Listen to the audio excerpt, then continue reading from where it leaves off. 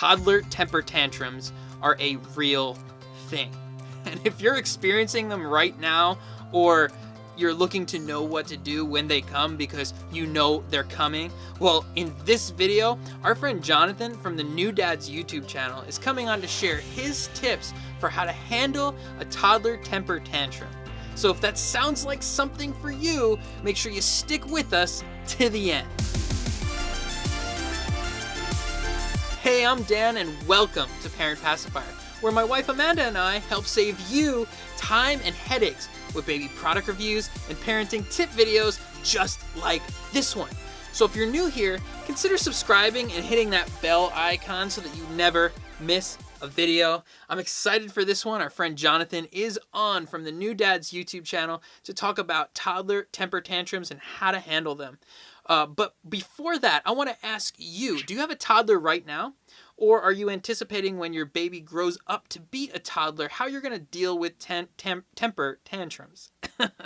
Man, bit tired, right? Let's have that conversation, and now on to Jonathan.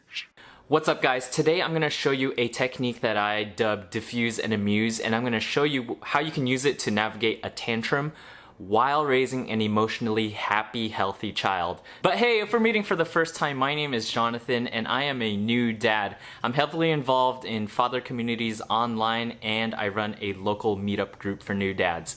On this New Dads channel, I curate the best practices and best content to help time-pressed dads live the best version of themselves, live their inspired selves. Chances are, if you clicked on this video, you have a toddler or a child who's throwing tantrums and you just want to learn more about it. So if that's you, comment below, yup. And while you do that, I'm gonna set the stage for what's gonna happen in this video.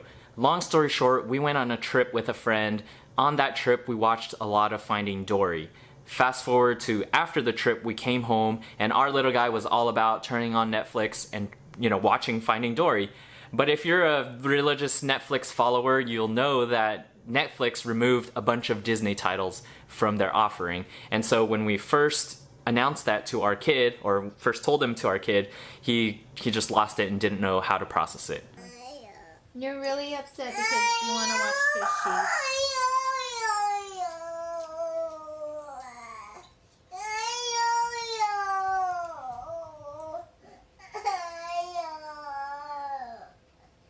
And just a couple of notes before we get started. This technique is adapted from Dr. Karp's The Happiest Toddler on the Block, and also another book called The Whole Brain Child.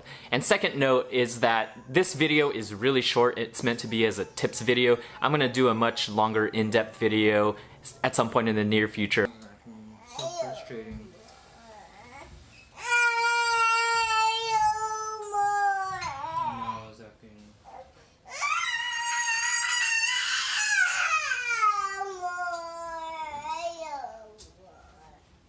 Let's jump into the meat of the content, Defuse and Amuse. Let's say you're going to get coffee with a friend and you shared something just really deep with them.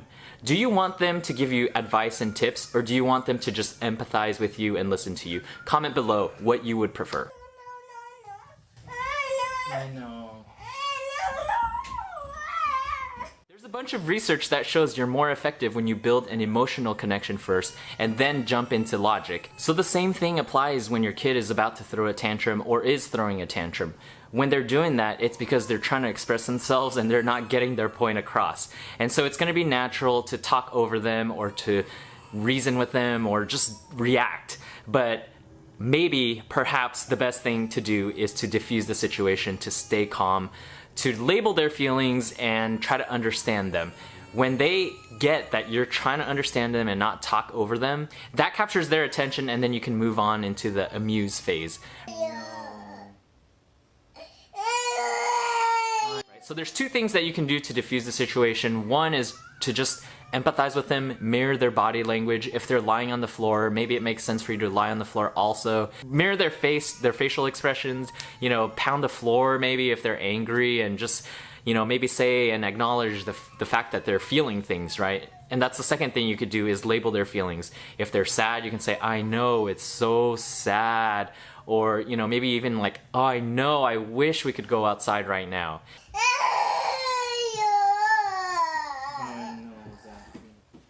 The thing you don't want to do is not let them express themselves, because there's a bunch of research that shows that if you don't do that, the emotion is stored in their body and it comes out decades later. And so it's okay to let them kick and scream, and if they're hitting you and that's not something you want them to do, you just calmly tell them, Zachary, no, you can't do that. You can't hit Dada. That's not something you can do. And if he keeps doing it, then you distance yourself so that he can't reach you. But, you know, you're still there. Let him know, like, be close to him. Just let him know. Don't cross the boundary, and just let him know, like, Zachary, it's okay. You're sad. You're angry, but you can't hit Dada.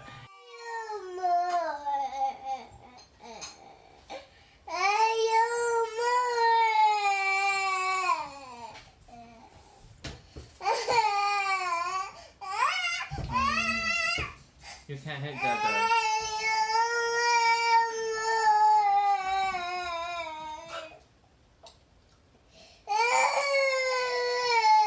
You and Dada Papa. You and Dada Papa. No, I'm so angry. I know. It's frustrating. Yeah, Papa. Yeah, Papa. I know, buddy. I know. A quick note here on picking your child up. There are two schools of thought. One of them is like, hey, you know, it's just letting your kid know that you're there and that you'll always kind of be a security blanket for them, a place of protection, a safe place. But then there's another school of thought that's basically like you're teaching your kid to be a baby and they'll always rely on you, always depend on you. And right now Zachary's only 2, so right now we're leaning on the side of picking him up and letting him know that we're there. But once he learns how to identify his emotions and kind of gets what's going on, we're gonna eventually wean him from picking him up. Oh, what's Chip doing? And once you've diffused the situation, you can move into part 2 of the strategy, which is amuse. And Dr. Karp lists a bunch of different things you can do to amuse your kid. And actually, he doesn't use the word amuse. It's just something catchy that I remember is like diffuse and amuse. But basically, it's the follow-on action. Like, what are you going to do? Are you going to go take a shower now? Are you going to feed the dog? Are you going to, I don't know, pick up the toys, play? And so Dr. Karp lists a bunch of those things. In this video, though, I'm just going to cover what we did, which is move on to feeding the dog.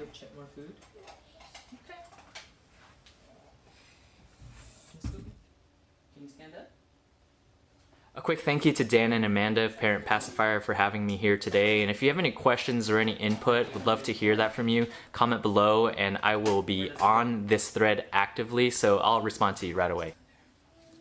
Yeah. Wow, Zachy. More? Just one more, okay? So total end-to-end, this tantrum was about 10 minutes long, and while it seems like a long time, I'm just really happy at the way I handled it. You know, I let him express his feelings, and there's a bunch of research that says that's a good thing, so hopefully that's a good thing. And yeah, thanks for watching. If you have any questions, just feel free to comment below. No matter what you're going through as a parent, just know you're not alone. You're doing a great job. As long as you're doing your best, that's all that anybody could ask for. It's great having you here today. Keep crushing it, and I'll see you guys soon. Well, hey, if you like this video, why don't you check out this one I did with Jonathan on the New Dads channel, or another video from Parent Pacifier. Thanks for watching, and we look forward to seeing you in the next video. I'm